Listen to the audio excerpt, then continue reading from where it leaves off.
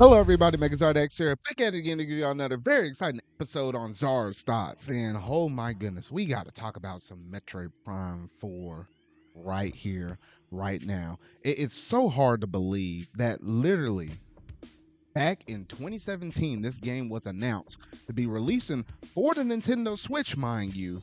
And here we are just about a whole generation later, and we're finally seeing the fruits of that labor. Even after, what was it, like halfway in between that time, they had to reboot it, move it over to Retro Studios again.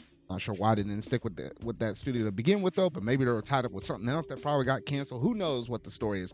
Regardless to say, though, we're actually getting to see some really good footage of this thing. We kind of got a good look of it at the first Nintendo Direct before the Nintendo Switch 2 one.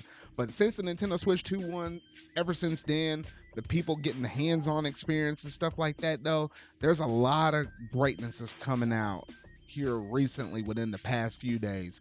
And oh my gosh, I think this one will definitely be a key, or I would say a marquee title to really go and show how great it will be to play Metroid Prime 4 on the Nintendo Switch over something as your just basic old Nintendo Switch. Because as we all know, with the details on the Nintendo Switch 2, you're actually able to play, obviously with the graphics, up to 4K and potentially up to 120 FPS. Now, granted, you're not going to have 4K and 120 FPS at the same time. That'll be a little bit crazy, though.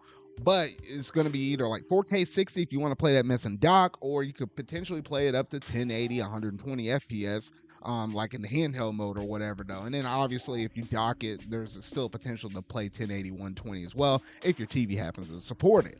And just knowing that right off the bat, that's music to my ears right here. Because look, when you're dealing with a shooter, obviously you want to make sure that your frame rate stays locked in at least at a solid 60.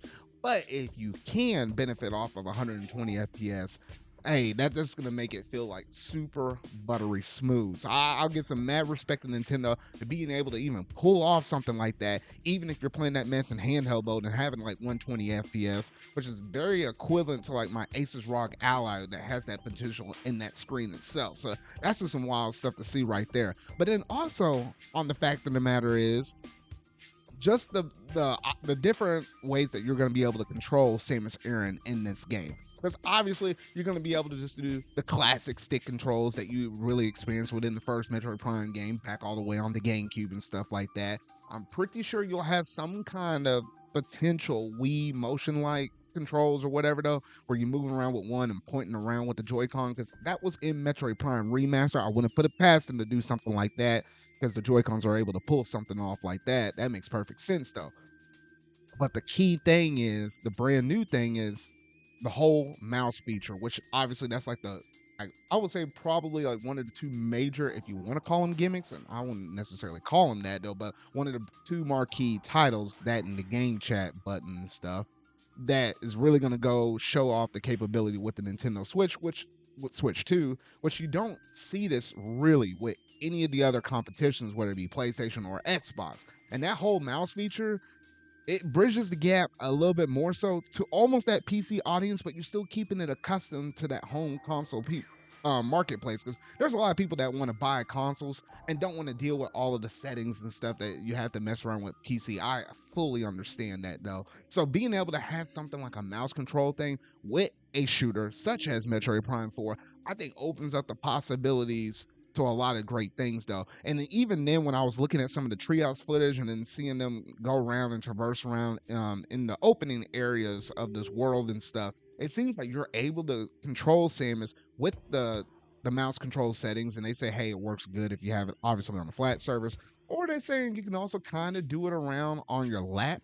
I don't know how thick are some people's thighs nowadays, though, but I mean, I guess that might possibly work. Some better than others, but that's not the point of the thing, though. But the fact that you can actually pick up that Joy-Con and then hold it with two hands once again and go back to like the traditional way that you will go around and play it, I think that's really great. And then obviously there's probably going to be like a gyro version if you're just playing with like a Pro controller or something like that. But just having all those different options, and this thing is just gonna be running buttery smooth. Like you can, like 4K 60 is nothing to scoff at. It's not 120 FPS though, but to have a consistent 4K 60, that's just great. Now I don't know what the performance will be necessarily over, the original Metroid Prime 4 that we're gonna get for the Nintendo Switch version. I'm sure it will run fine or something like that. I'm pretty sure they'll try to target a solid 1080 60. Retro Studios knows how to pull a lot out of their hardware though. But even looking at some of the comparisons between what will be the Switch 1 and the Switch 2 version, if you're able to, and if you're able to get this game on the Switch 2,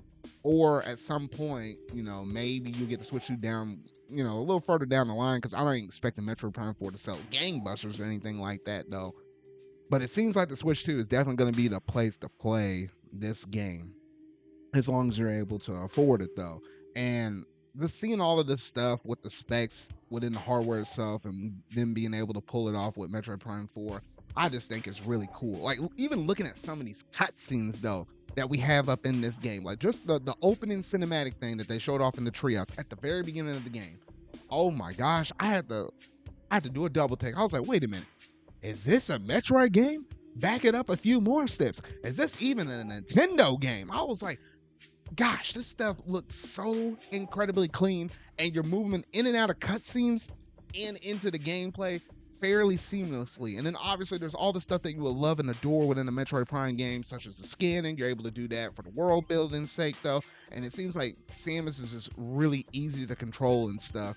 And I'm like, my goodness though, my only little tidbit with the Metroid Prime series when I was playing Metroid Prime Remaster was the fact that the whole map feature, I'm hoping that, with you navigating a 3D space and you had a 3D map, as long as you're able to kind of get from point A to point B and not really feel like you're getting lost out of the way, and you know where you've been and where you need to go, I think that's the main and most important thing as you're kind of going through this Metroid-like experience though. But regardless to say, there's a lot of stuff I love seeing out of this game though. And at first I was like, I knew I probably was going to pick up the game, but I was just kind of like, I wasn't like super stoked for it. I was like, oh, okay, cool. That's another great Metroid game, because I'm a bigger 2D Metroid fan than a 3D one. But after seeing all of this stuff, I was like, oh man, sign me up, because this is going to be a great marquee title to have with the Switch 2 whenever we eventually get it. Hopefully for a somewhat decent price. But I digress. That's another conversation for a different video I'll have to make at a later point. But regardless though, Metroid Prime 4 looks stellar, and I can't wait to play it. Unfortunately, we still don't have a release date for this sucker though. And I don't know what Nintendo's waiting on. Maybe they're just trying to focus a lot of their attention on, Mario Kart World, Donkey Kong Bonanza, I guess.